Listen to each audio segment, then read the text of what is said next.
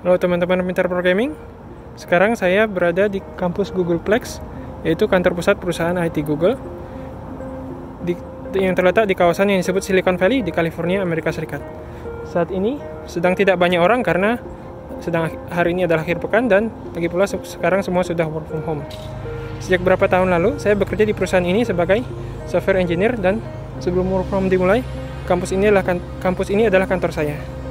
Di video ini kita akan membicarakan perjalanan saya sampai bisa ke sini, dan kalau ingin tahu ceritanya, silakan tonton sampai akhir.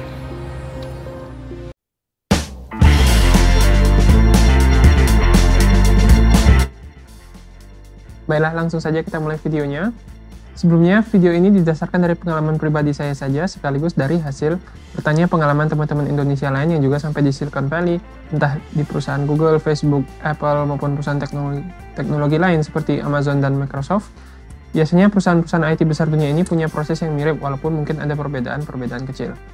Ini bukan petunjuk resmi dari perusahaan manapun, dan saya juga nggak bermaksud bahwa teman-teman harus meniru saya seperti ini. Maksud saya cuma sharing supaya teman-teman yang tertarik jadi tahu bagaimana peluangnya dan apa saja yang step-step yang biasa dilakukan. Terutama karena saya sendiri sering sekali ditanyakan pertanyaan seperti ini, bagaimana bisa sampai kerja di Google atau kerja di Silicon Valley. Kalau ditarik ceritanya bermula dari zaman kuliah dulu. Seperti banyak teman-teman lainnya, saya juga kuliah di jurusan komputer. Saat masih tahun pertama, saya mulai tertarik dengan yang namanya competitive programming atau lomba pemrograman. Seperti namanya, lomba pemrograman ini berisi pemrograman yang dilombakan biasanya berisi teka-teki yang harus dijawab dengan menulis program. Teka-teki berisi pernyataan, input, dan di program kita diminta mengeluarkan output tertentu. Setiap peserta membaca soal yang sama lalu menulis program yang berfungsi seperti diminta soal. Contohnya seperti ini.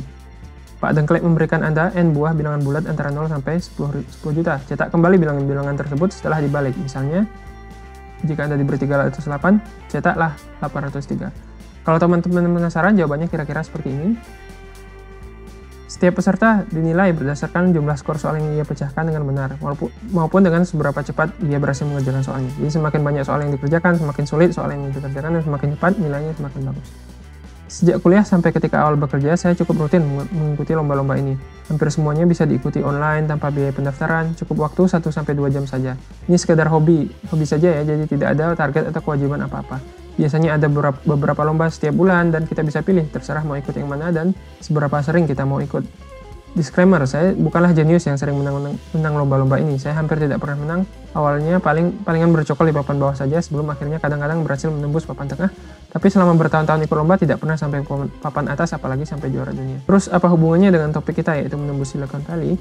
Nah, ternyata perusahaan-perusahaan top IT suka memantau lomba-lomba seperti ini untuk mencari calon-calon programmer yang bisa direkrut. Karena memang hasil lomba-lomba ini dibuka untuk umum, jadi mereka bisa tahu performa dan skill masing-masing peserta. Kadang perusahaan-perusahaan ini justru mensponsori lomba-lomba yang ada, kadang mengumpulkan informasi peserta yang bersedia ingin dikontak, atau bahkan mereka sendiri yang mengadakan lombanya. Contohnya adalah Google Code Jam yang diadakan oleh Google setiap tahun. Ini juga saya ikuti. Walaupun ranking tertinggi yang pernah saya capai yaitu cuma ranking 1000-an lebih, jauh di bawah banyak programmer lain, suatu hari seorang rekruter dari Google mengontak saya. Intinya mereka mengontak para peserta lomba ini untuk kesempatan wawancara kerja. Sekali lagi, yang dikontak bukan saja pemenang ya, karena ranking saya seperti teman-teman tahu tidak tinggi-tinggi amat. Email disebutkan kalau saya bersedia, saya bisa langsung ikut wawancara yang biasa dilewati peserta pelamar-pelamar kerja Google lainnya. Dan kalau lulus akan bisa bergabung sebagai pegawai Google. Dari rekruter ini maupun dari tanya sana-sini, akhirnya saya menyadari kalau wawancara untuk masuk Google ini adalah semacam ujian coding yang sangat teknis dan tergolong sangat sulit. Saya akan diberikan pertanyaan mirip-mirip dengan soal-soal di lomba programan, dan saya harus jawab dengan coding pada saat itu juga. Si recruiter mengirimkan saya kisi-kisi materi yang akan diujikan.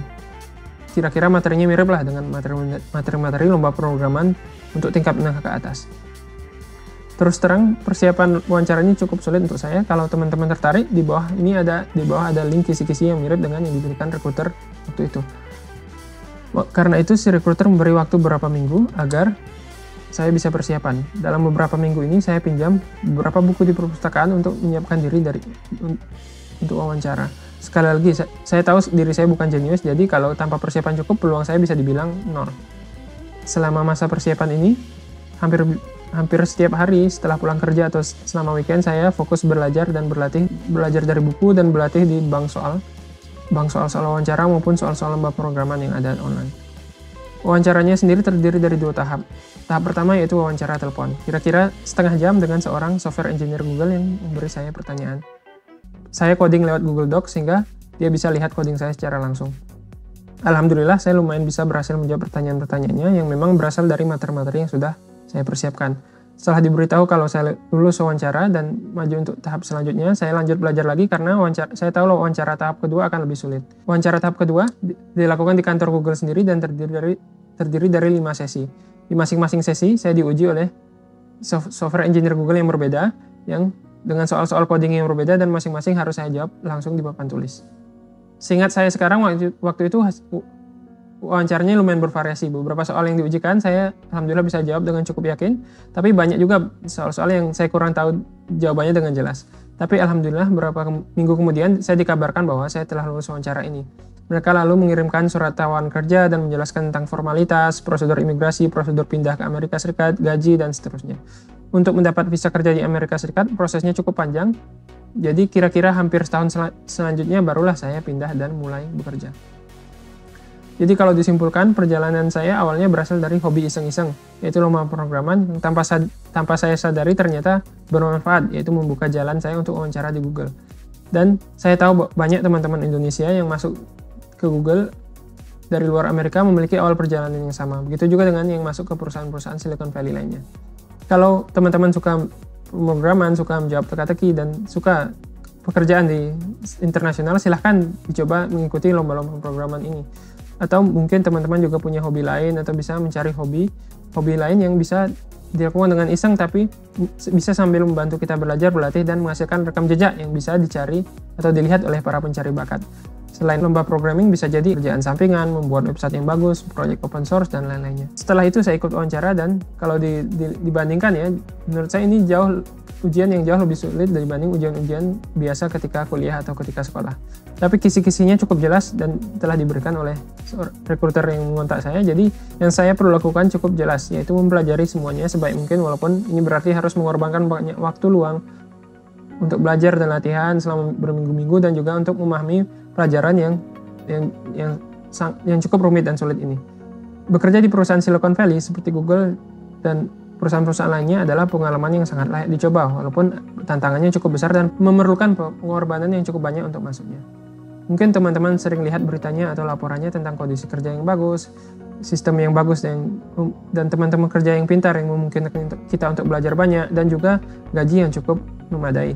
Saya rasa ada banyak kesempatan untuk teman-teman. Yang penting adalah tahu caranya, tahu kesempatan apa yang harus kita manfaatkan, dan ada ketekunan untuk mencoba, belajar, berlatih terus-menerus walaupun sulit.